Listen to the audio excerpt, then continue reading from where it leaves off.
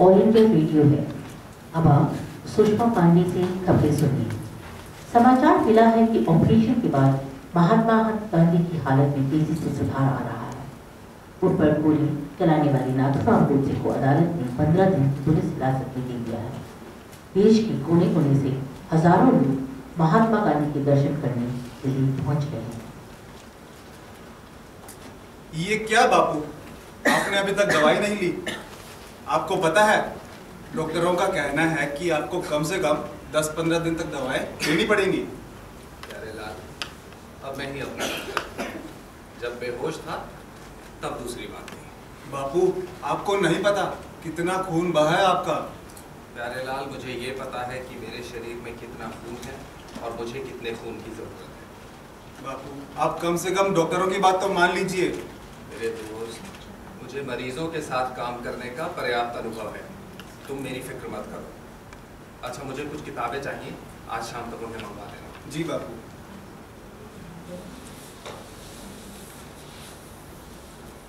माफ कीजिए, मैंने आपको पहचाना नहीं। मेरा नाम सुषमा है बापू। क्या करती हो? जी बीए का इम्तिहान दिया है अभी। तो आओ। ये नवीन है बापू। तुम क्यों आए हो?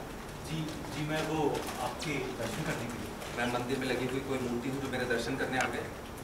जी तुम लोग अपना भी समय बर्बाद करते हो और मेरा भी। बापू, हम तो आपके साथ देश सेवा करना चाहते हैं। नवीन, तुम क्या करते हो? जी मैं दिल्ली कॉलेज में इंग्लिश पढ़ा था। मतलब कि तुम्हारा आगे का क्या इरादा है? बापू, आश्रम में रहकर मैं आपकी मदद करना चाहती। आप लोग कौन है और अंदर कैसे आ गए? आपको मालूम है डॉक्टरों ने बापू को कंप्लीट रेस्ट बताया है। मेहरबानी करके आप बाहर जाइए। देखिए प्यारे लाल, अब आप लोगों को यहाँ ठहरने नहीं देगा। तुम लोग एक काम करना, कल सुबह प्रार्थना सभा में आना। जी बापू।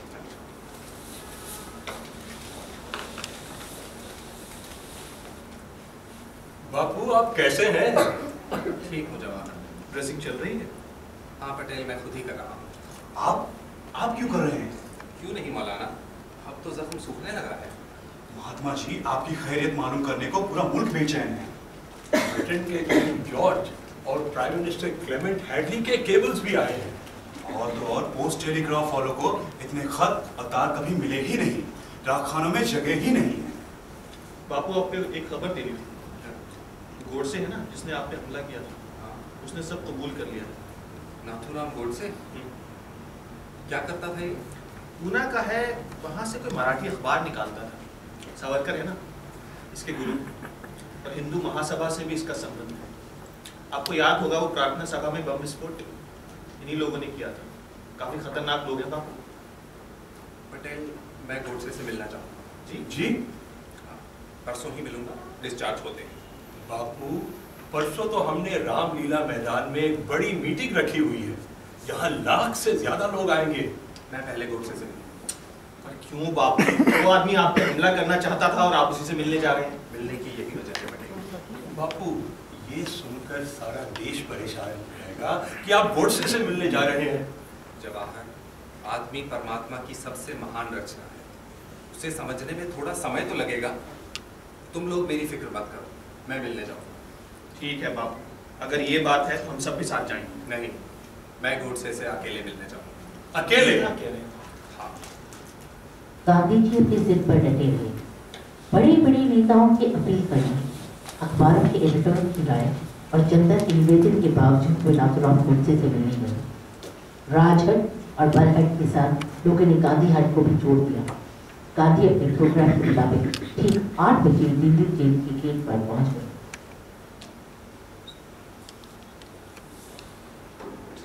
ये क्या है? बीच में लोहे की सलाखें किस लिए हैं? महात्मा जी, बस यही हुक्म मिला है। ऐसे तो बात नहीं हो पाएगी। आप नाथूराम को बाहर निकालिए।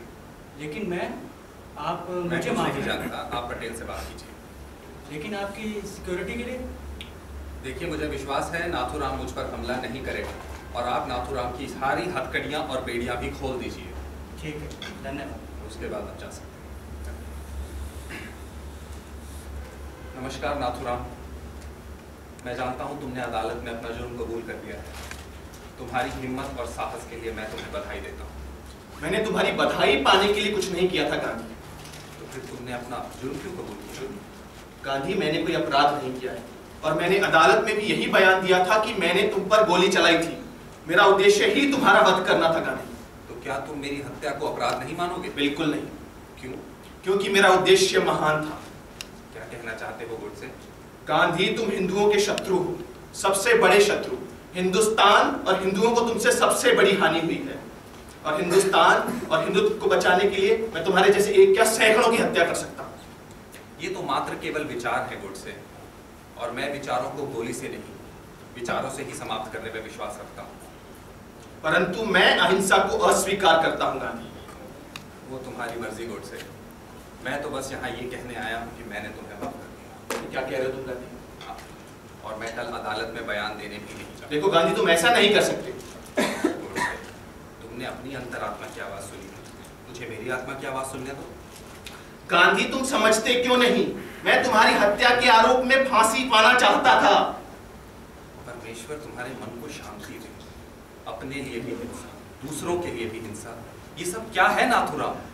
तुम एक ब्राह्मण हो, और ब्राह्मण के कर्म में दान, दया और क्षमा दिखाई देनी चाहिए। मुझे मेरा कर्म मत समझाओ गांधी, मैं जानता हूं। ईश्वर तुम्हें शांति दे। सुषमा और नलिनी एक दूसरे से प्यार करती है। सुषमा गांधी से इतनी प्रभावित है कि अगर गांधी के नाम पर कोई उसकी जान मांगे तो वो दे सकती है। नवीन गांधी का प्रशंसक है, लेकिन अनुभव नहीं है। हाँ, सुषमा के प्यार में उसे गांधी की और कहीं ला गया है। सुषमा गांधी की राष्ट्र की सेवा करना चाहती है। महात्मा ने उसे ये अवसर दे दिया, लेकिन नवीन के बारे में गांधी जी का ये कहना है कि वो दिल्ली कॉलेज में पढ़ा रहा है और यही दिल से रहा है। उन्होंने नवीन को अपने साथ आने की अनुमति नहीं दी है। अब ये ऐसा मौका है कि प्रेमी और प्रेमिका दोनों एक दूसरे से बिछड़ने को नहीं, बिल्कुल कुछ दूर होने के कारण डर से घबराए हैं। लेकिन आखिर गांधी जी मुझे अपने साथ क्यों नहीं रखना चाहते? उन्होंने कहा तो आप देश सेवा कर रहे हैं ना, दिल्ली कॉलेज में पढ़ाते हैं आप। अरे बाहर में क्या दिल्ली कॉलेज? सुषमा, मैं यहाँ तुम्हारे साथ रहना चाहता हूँ। हम दिल्ली में रह सकते हैं नवीन। अभी तो बापू यही है दिल्ली में, जब कहीं जाएंगे तो देखा जाएगा। कहीं उन्हें शक तो नहीं हो गए? कैसा शक? यही हमारे रिलेशनशिप के बारे में? नहीं, मुझे नहीं लगता।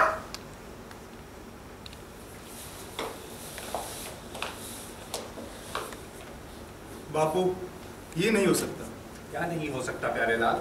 बापू, 10,000 चिट्ठियों के जवाब मैं तो नहीं दे सकता। तो रास्ता निकालो, न जाने क्यों इतनी जल्दी घबरा जाते हो। एक काम करो, एक शहर से आई चिट्ठियों का एक जवाब लिखो, और उस चिट्ठी पर लिखो कि ये चिट्ठी इन शहर के इन लोगों को दिखा दी। समझे? समझ गया, लेकिन फिर भी बापू। अच्छा ये बताओ, आज शाम को जो मीटिंग होने वाली है उसके नोट्स तुमने देख लिए हैं? हाँ बापू, देख लिए हैं, पर आपकी बातें कभी कभी समझ नहीं आती। क्या समझ में नहीं आता प्यारे लाल? यही जो आज की मीटिंग का मुद्दा है, मेरी तो समझ नहीं आया। उसके बारे में मैं 2 बार बात नहीं करूंगा। नेहरू, पटेल और मौलाना को आ जाने दो, जो होगा तुम्हारे सामने। जी बापू।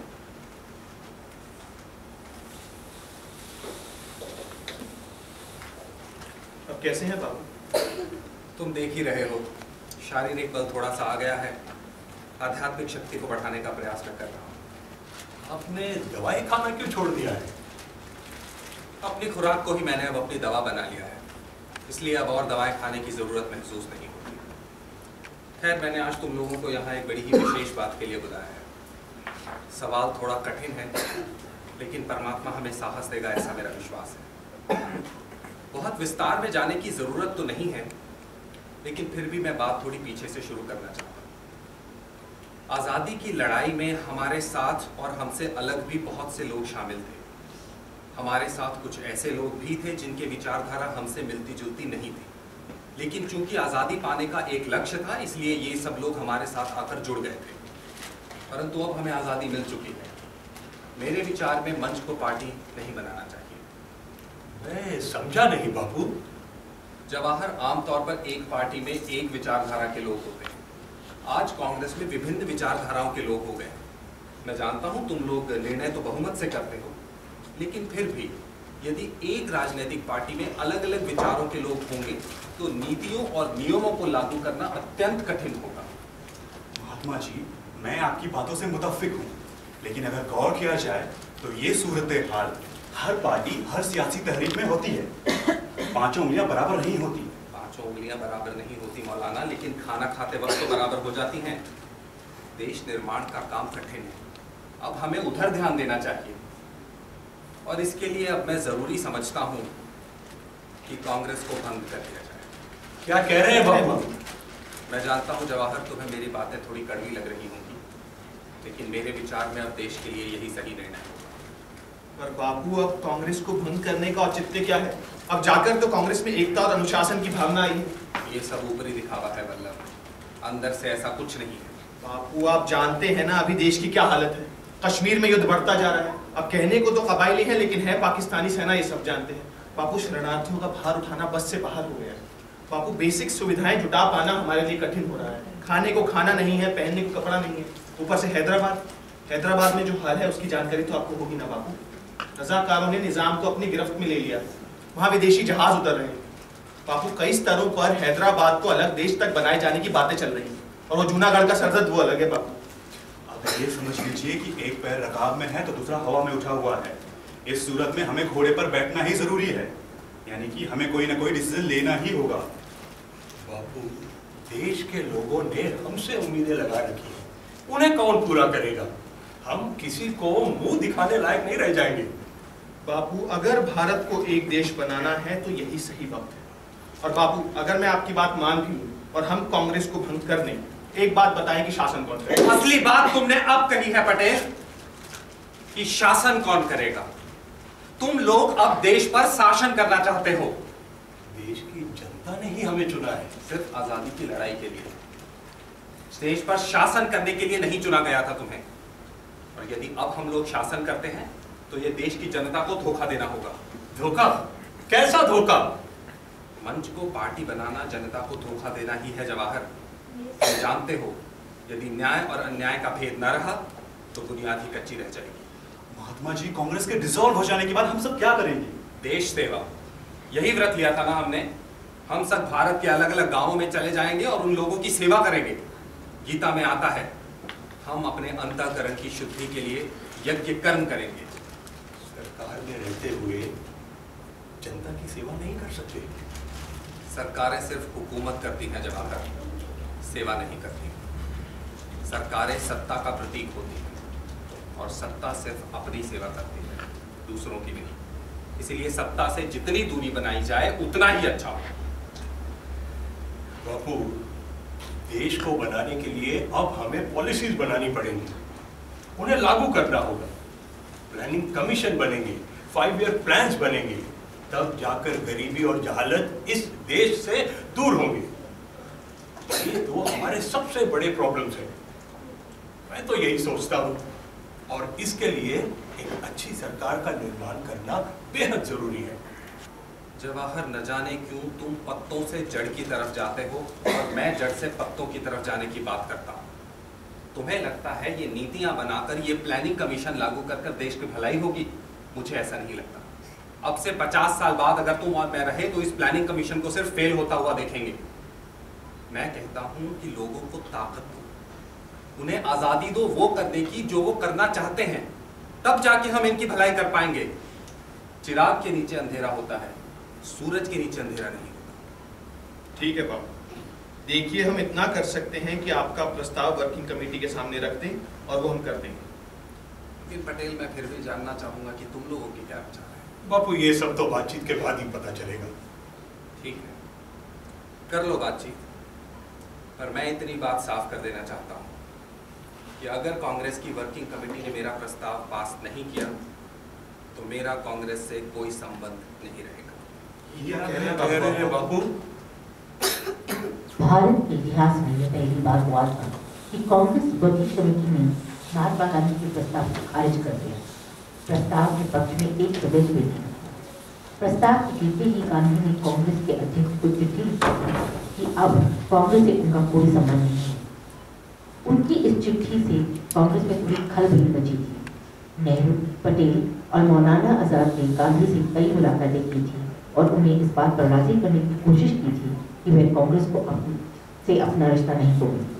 घनश्याम दास बिरला, जमुनालाल बजाज, पंडित सुंदरलाल, आचार्य नारायण देव ने भी गांधी जी से कांग्रेस में बने रहने की अपील की थी, पर गांधी हट के सामने सब फेल हो गए। गांधी के कांग्रेस से उनका अलग होते ही स्थितियां बदल गई। गांधी अकेले पड़ गए थे। अब उनके साथ कोई न था। एक प्यारे लाल थे तो अब तक गांधी के साथ बने हुए थे। तुम भी विचार कर लो प्यारे लाल। क्या विचार करूं बापू? अब भी मेरे साथ रहना चाहते हो? बापू, इतना अपमान तो आपने मेरा कभी नहीं किया। मैं जानता हूँ प्यारे लाल, मेरी बातें तुम्हें कड़वी लग रही होंगी, पर मैं बस इतना कहना चाहता हूँ कि आज़ाद भारत में तुम्हारा भविष्य सिर्फ उन्हीं लोगों के साथ है जो अब मुझे छोड़कर जा चुके हैं। बापू, इस बात को यही बंद कर दीजिए तो अच्छा है। ठीक है प्यारे लाल। आप हमें चिन्हे नहीं ना? आपकी तारीफ? क्योंकि हम कुछ बात बताते हैं, थोड़ा सा दम लेने दीजिए। हम बड़ी दूर से चला आ रहा हूँ। अरे अपना नाम बताओ। हम आपको नहीं चिनते, आपको हमारा नाम नहीं बताएंगे। हम तो गांधी बाबा को चिनते हैं। बाबा हमारा नाम बावन दास है। कुछ चेत में आया? हाँ, कुछ याद तो आता है। अरे याद करे बाबा, आप पूर्णिया गए थे ना पटना के श्री बाबू के साथ, वहां पर आपका भाषण हुआ था, वही तो मैं था। अब तो ध्यान आया होगा। हाँ, मुझे सब कुछ ध्यान में आ गया। तुम ये बताओ कि यहाँ कैसे आना हुआ? बाबा हमको पता चला कि आपके ऊपर हमला हुआ था, लेकिन हम नहीं आए। पर जब हमको पता चला कि गांधी बाबा कांग्रेस छोड़ रहा है, तब हम आ गए। बाबा हम भी कांग्रेस छोड़ दिए हैं, आपसे पहले ही छोड़ दिए हैं। लेकिन क्यों बावन दास? रोज सपने में आता था कि भारत माता रोता है, रोज सपने में आता था। बाबा वो पुणे के बिरंची लाल है ना, वही जो पिकेटिंग पॉलिटिक्स के साथ पुलिस बुलाता था, हमें उसका लठैत और पुलिस डंडा और जूता से मारता था। आज वही बिरंची लाल कांग्रेस का जिला अध्यक्ष बन गया है, वही पटवारी है, वही जेल है। भारत माता रोता है बाबा, इसलिए ना हम कांग्रेस छोड़ दिए। मैं तुम्हारी बातों से सहमत हूँ बावन दास, लेकिन अब कांग्रेस छोड़कर क्या करोगे? बाबा वही करेंगे जो आप करोगे। लेकिन बावन दास, मैं वहां जा रहा हूँ जहां से तुम आ रहे हो। बाबा हम कह दिए ना, जहां आप जाओगे वही हम जाएंगे, जो आप करोगे वही हम करेंगे। अच्छी।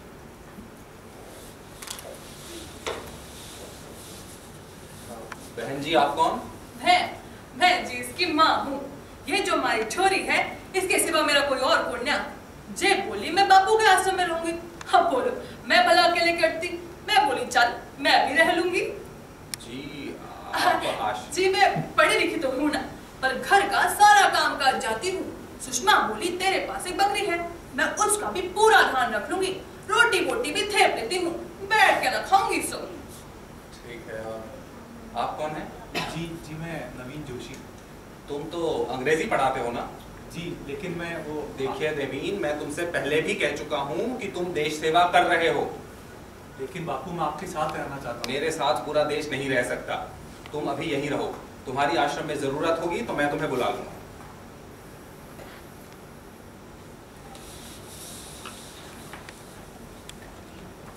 देखा तुमने, आखिर वही हुआ जिसका डर था। अब मैं क्या बताऊं? आप आते रहिएगा। पर ये जा कहाँ रहे हैं? अभी तक तो कुछ बताया नहीं। कहीं नहीं शक तो नहीं हो गया? नहीं नवीन, शक नहीं हुआ है।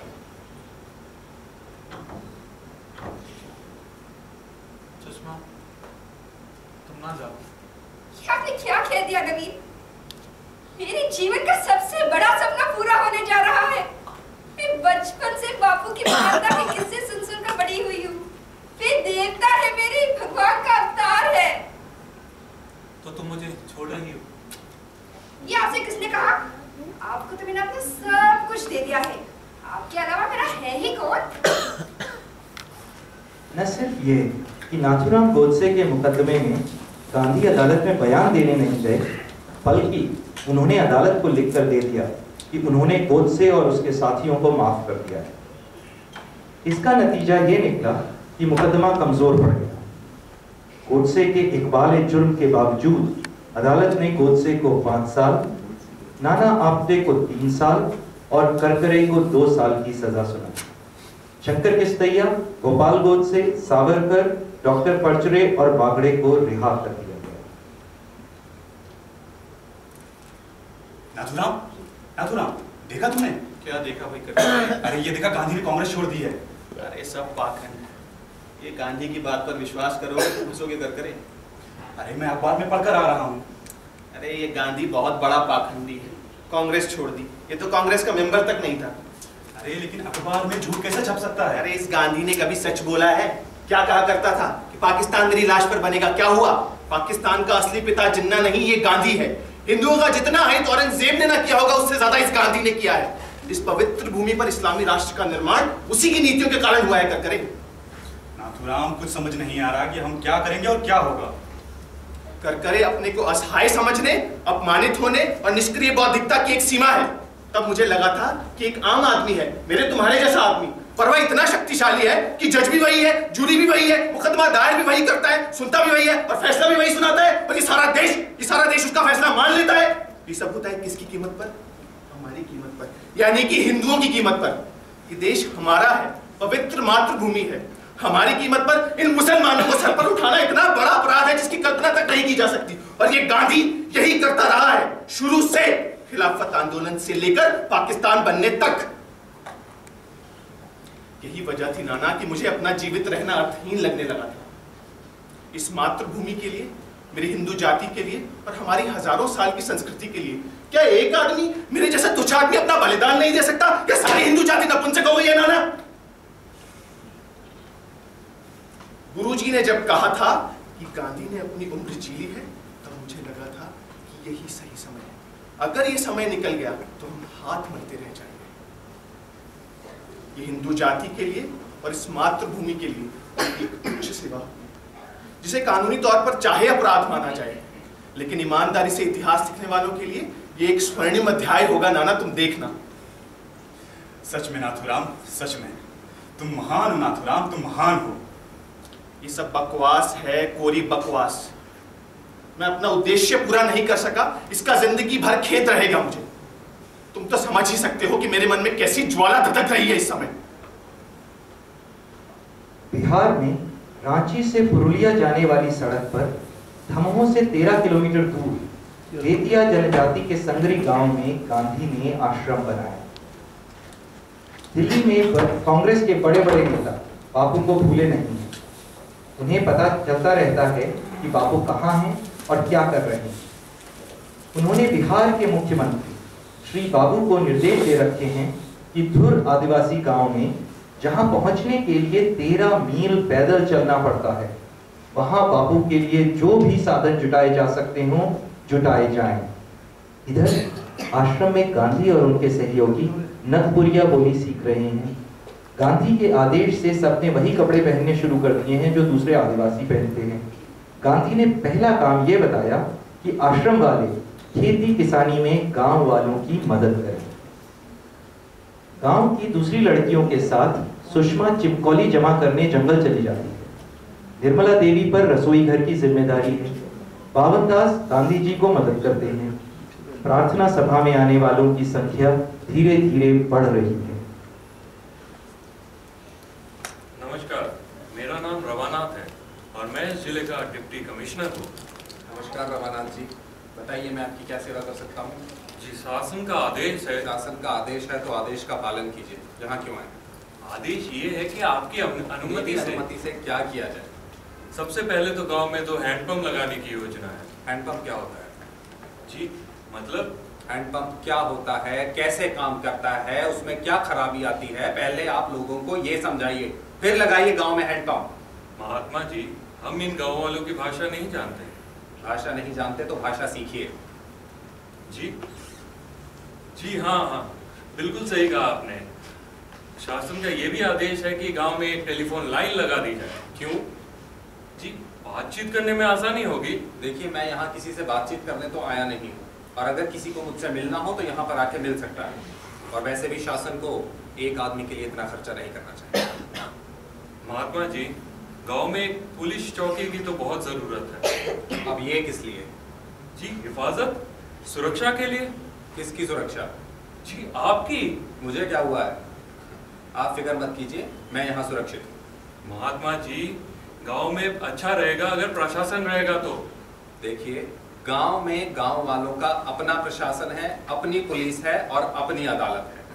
अपना प्रशासन, अपनी पुलिस, अपनी अदालत, जी वो कैसे? देखिए, आपको ये सब समझाने का वक्त नहीं है मेरे पास। अगर आपके पास और कोई सवाल नहीं है तो आप जा सकते हैं। एक और बात थी महात्मा जी। पूछिए। जी, ये डाक है, चिट्ठियां हैं जो पूरे देश के डाकखानों से यहाँ पर रिडायरेक्ट कर दी गई है। चिट्ठियां लाने के लिए बहुत बहुत शुक्रिया। जी, यहाँ से नियरेस्ट पोस्ट ऑफिस 20 किलोमीटर दूर है। अब से हर वीक में आपके पास एक बार डाक आया करेगा। आपका बहुत बहुत धन्यवाद। जी धन्यवाद।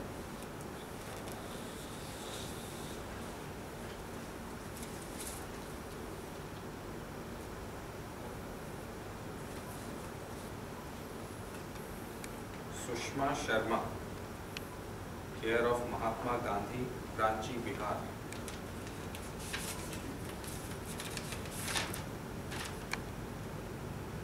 मेरी जान से प्यारी सुषमा, तुम्हें हजारों प्यार। तुम्हारे चले जाने के बाद कई दिन तक तो मैं होश में ही नहीं रहा। अब लगता है कि ये सहन नहीं कर पाऊंगा। मुझे लगता है हमारे प्रेम के बीच महात्मा जी आ गए। सुषमा, सुषमा, आज और इसी वक्त इस आश्रम को छोड़कर चली जाओ। क्यों? क्यों बाबू, क्यों? तुम्हारे लिए अब इस आश्रम में और जगह नहीं है। मैं यहाँ ब्रह्मचर्य का पालन करने के लिए भागीरथी प्रयास कर रहा हूँ और तुम लोग यहाँ गंदगी फैला रहे हो। एक बात कान खोलकर सुन लो, मेरे आश्रम में भोग, विलास और वासना के लिए कोई जगह नहीं है। ना तो मैं खुद इसमें पढ़ूंगा और ना मैं किसी और को दूषित होने दूंगा। तुमने आश्रम की मर्यादा को भंग किया है, तुम्हें इसका प्रायश्चित करना पड़ेगा। मैं प्रायश्चित करने के लिए तैयार हूँ बाबू। तैयार हो? जी। हृदय से नवीन को अपना भाई मान सकती हो? ये आपने क्या कह दिया बाबू? मैं जानता हूँ सुषमा, ब्रह्मचर्य का पालन करना तुम्हारे बस की बात नहीं है। नहीं बाबू नहीं, एक मौका दे दीजिए, सिर्फ एक मौका। ठीक है, एक मौका दे देता हूँ। पाप की दौड़ लंबी नहीं। पुणे के समाचार पत्र हिंदू भारत ने नाथुराम गोडसे को हिंदू हृदय सम्राट की उपाधि दी। हिंदू महासभा के वार्षिक अधिवेशन में नाथुराम कल्याण कोष बनाने की योजना पारित हुई। जेल के बाहर गोडसे से मिलने वालों की भीड़ लगी रहती है। गोडसे के प्रशंसक लगातार पत्र भेजते रहते हैं। कई शहरों की हिंदू जनता ने गोडसे को प्रशस्ति पत्र भी भेजे। गोडसे हिंदुत्व का प्रतीक बन गया है। ये गांधी कर क्या रहा है? तो समझ में ही नहीं आता। सब मजाक है करकरे। इस गांधी ने हर काम इसी तरीके से किया है।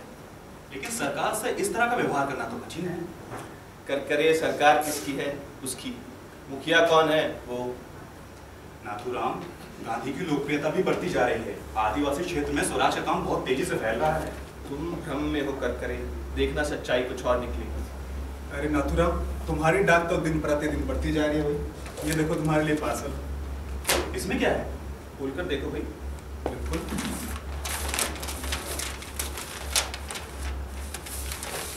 अरे इसमें तो स्वेटर है। एक पत्र भी है, देखो जरा। देखो जरा, ये पत्र भी है।